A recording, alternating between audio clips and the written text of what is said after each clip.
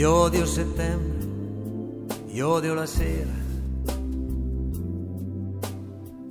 quest'aria pulita rinfresca l'immagine cara. Mi spiace molto pensare a qualcuno che non c'è, ma torno a giocare con questo dolore pensando a te.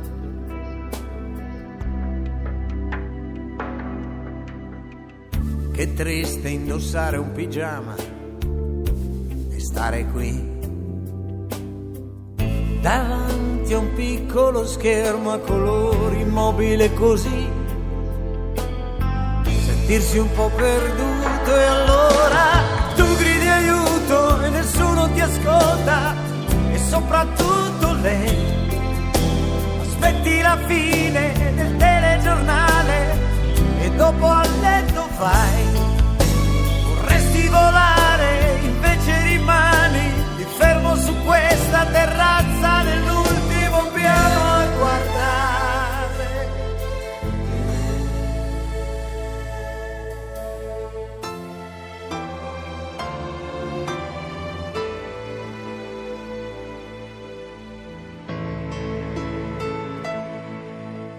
Guarda quante luci che si accendono e si spengono laggiù, la quale finestra accesa stasera sei chiusa, e quale mano l'interruttore insieme a te, commossa brusca spegnerà a volte il pensiero che male fa. Comunque qui fuori fa freddo, meglio rientrare e non pensarci più.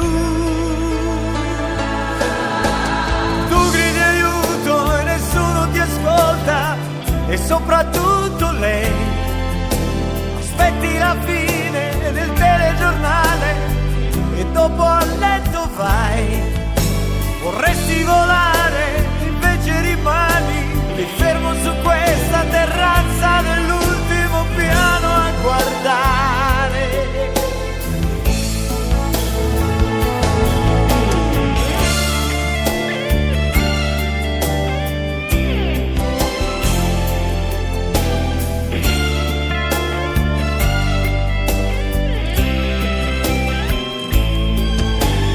Tu gridi aiuto e nessuno ti ascolta, e soprattutto lei. Vorresti volare e invece rimani lì fermo su questa terrazza dell'ultimo piano a guardare. Solo all'ultimo piano a guardare. All'ultimo piano a guardare.